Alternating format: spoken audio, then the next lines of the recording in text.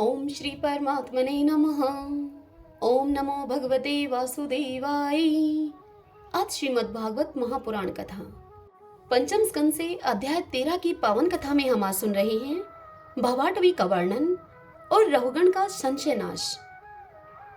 जड़ भरत ने कहा कि हे राजन, यह जीव समूह सुख रूप धन में आसक्त देश देशांतर में घूम फिरकर व्यापार करने वाले व्यापारियों के दल के समान है। इसे माया ने दुस्तर प्रवृत्ति मार्ग में लगा दिया है, इसलिए इसकी दृष्टि सात्विक, राजस, तामस भेद से नाना प्रकार के कर्मों पर ही जाती है। उन कर्मों में भटकता भटकता यह संसार रूप जंगल में पहुंच जाता है। वहां इसे तनिक भी शांति नहीं मिलती।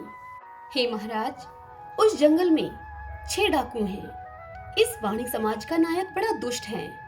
उसके नेतृत्व में जब यह वहां पर पहुंचता है तब ये लुटेरे बलपूर्वक इसका सब माल मथा लूट लेते हैं तथा भेड़िए जिस प्रकार पेड़ों के झुंड में घुसकर उन्हें खींच कर ले जाते हैं, ठीक उसी प्रकार इसके साथ रहने वाले गीदड़ ही इसे असावधान देखकर इसके धन को इधर उधर खींचने लगते हैं। वह जंगल बहुत सी लता, घास और झाड़ जखाड़ के कारण बहुत दुर्गम हो रहा है। उसमें तीव्र डांस और मच्छर इसे चैन नहीं लेने देते। वहां इसे कभी तो गंधर्व नगर दिखने लगता है और कभी कभी चमचमाता हुआ अति चंचल अज्ञा बेताल आंखों के सामने आ जाता है। यह वाणिक समुदाय इस वन में निवास स्थान, जल और धन आदि में आसक्त होकर इधर उधर भटकता रहता है। कभी बवंडर से उठी हुई धूल के कारण जब सारी दिशाएं धुमाछित सी हो जाती हैं और इसकी आंखों में भी धूल भर जाती है, तो इसे दिशाओं का ज्ञान भी नहीं रहता। कभी इसे दिखाई न देने वाले झिंगुरों का कर्णकट्टू शब्द सुनाई देता है। कभी उल्लुओं की बोली से इसका चित्त व्यथित हो जाता है और कभी इसे भूख सताने लगती है तो यह निंदनीय वृक्षों का ही सहारा टटोलने लगता है और कभी प्यास से व्याकुल होकर मृग तृष्णा की ओर दौड़ने लगता है।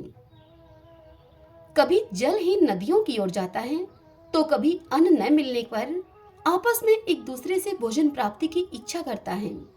कभी दावानल में घुसकर अग्नि से झुलस जाता है और कभी यक्ष लोग इसके प्राण खींचने लगते हैं तो यह खिन्न होने लगता है।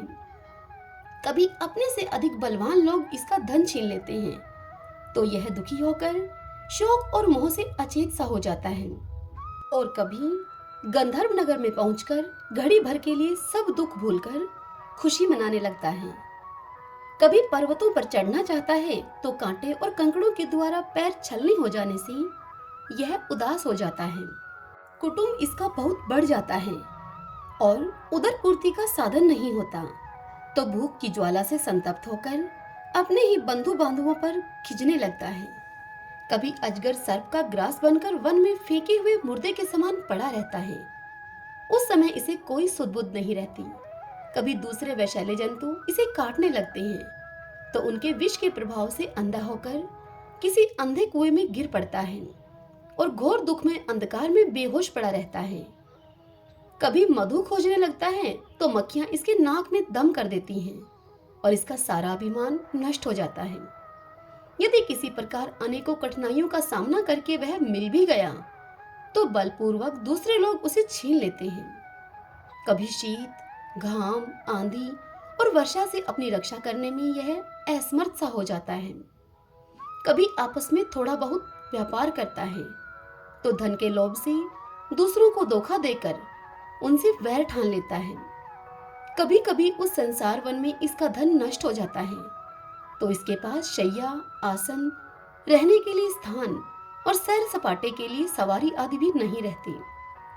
तब दूसरों से यह याचना करता है और फिर मांगने पर भी जब दूसरों से उसे अभिलषित वस्तु नहीं मिलती तब पराई वस्तुओं पर अनुचित दृष्टि रखने के कारण इसे बड़ा तिरस्कार सहना पड़ता है।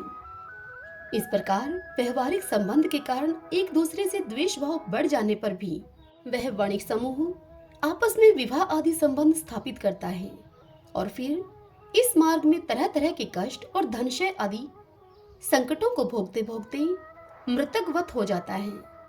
साथियों में से जो मरते जाते हैं उन्हें जहां का तहां छोड़कर नवीन उत्पन्न हुओं को साथ में ली वह बंजारों का समूह बराबर आगे ही बढ़ता रहता है। हे वीरवर, उनमें से कोई भी प्राणी न तो आज तक वापस लौटा है और न ही किसी ने इस संकटपूर्ण मार्ग को पार करके परमानंद में योग की ही शरण ली है। जिन्होंने बड़े बड़े दिग्पालों को जीत लिया है वे धीर पुरुष भी पृथ्वी में यह मेरी है ऐसा अभिमान करके आपस में वैर ठानकर संग्राम भूमि में जूझ जाते हैं, तो भी उन्हें भगवान विष्णु का वह अविनाशी पद नहीं मिलता जो वैरहीन परमहंसों को प्राप्त होता है। इस भवाटवी में भटकने वाला यह बंजारों का दल कभी किसी लता की डालियों का आश्रय लेता है और उस पर रहने वाले मधुरभाषी पक्षियों के मुंह में फंस जाता है। कभी सिंहों के समूह से भय मानकर बगुला, कंक और गिद्धों से प्रीति करता है। जब उनसे धोखा उठाता है तब हंसों की पंक्ति में प्रवेश करना चाहता है, किंतु उसे उनका आचार नहीं सुहाता। इसलिए वानरों में मिलकर उनके जाति स्वभाव के अनुसार दाम्पत्य सुख में रत रहकर विषय भोगों से इंद्रियों को तृप्त करता रहता है और एक दूसरे का मुंह देखते देखते अपनी आयु की अवधि को यह भूल जाता है। वहां वृक्षों में क्रीड़ा करता हुआ पुत्र और स्त्री के स्नेह पाश में यह बंध जाता है। उसमें मथुन की वासना इतनी बढ़ जाती है कि तरह तरह के दुर्व्यवहारों से दीन होने पर भी यह विवश होकर अपने बंधन को तोड़ने का साहस नहीं कर सकता। कभी असावधानी से पर्वत की गुफा में गिरने लगता है तो उसमें रहने वाले हाथी से डरकर किसी लता के सहारे लटका रहता है। हे शत्रुदमन, यदि किसी प्रकार इसे उस आपत्ति से छुटकारा मिल जाता है तो यह फिर अपने गोल में मिल जाता है। जो मनुष्य माया की प्रेरणा से एक बार इस मार्ग में पहुंच जाता है उसे भटकते भटकते अंत तक अपने परम पुरुषार्थ का पता नहीं लगता। हे रहुगण, तुम भी इसी मार्ग में भटक रहे हो, इसलिए अब प्रजा को दंड देने का कार्य छोड़कर समस्त प्राणियों के सुहृदय हो जाओ और विषयों में अनासक्त होकर भगवत सेवा से तीक्ष्ण किया हुआ ज्ञान रूप खड़ग लेकर इस मार्ग को तुम पार कर लो। यह सुनकर राजा रहुगण ने कहा कि अहो, समस्त योनियों में यह मनुष्य जन्म ही श्रेष्ठ है। अन्य अन्य लोकों में प्राप्त होने वाले देव आदि उत्कृष्ट जन्मों से भी क्या लाभ है, जहां भगवान हर्षिकेश के पवित्र यश से शुद्ध अंतःकरण वाले आप जैसे महात्माओं का अधिकाधिक समागम नहीं मिलता। आपके चरण कमलों की रज का सेवन करने से जिनके सारे ताप और पाप नष्ट हो गए हैं, उन महानुभावों को भगवान की विशुद्ध भक्ति प्राप्त होना कोई विचित्र बात नहीं है। मेरा तो आपके 2 घड़ी के सत्संग से ही सारा कुतर्क मूलक अज्ञान नष्ट हो गया है। ब्रह्मज्ञानियों में जो वयोवृद्ध हों उन्हें नमस्कार है, जो शिशु हों उन्हें नमस्कार है, जो युवा हों उन्हें नमस्कार है, जो क्रीड़ारत बालक हों उन्हें भी नमस्कार है, जो ब्रह्मज्ञानी ब्राह्मण अवधूत वेश से पृथ्वी पर विचरते हैं उनसे हम जैसे ऐश्वर्य उन्मत्त राजाओं का कल्याण हो।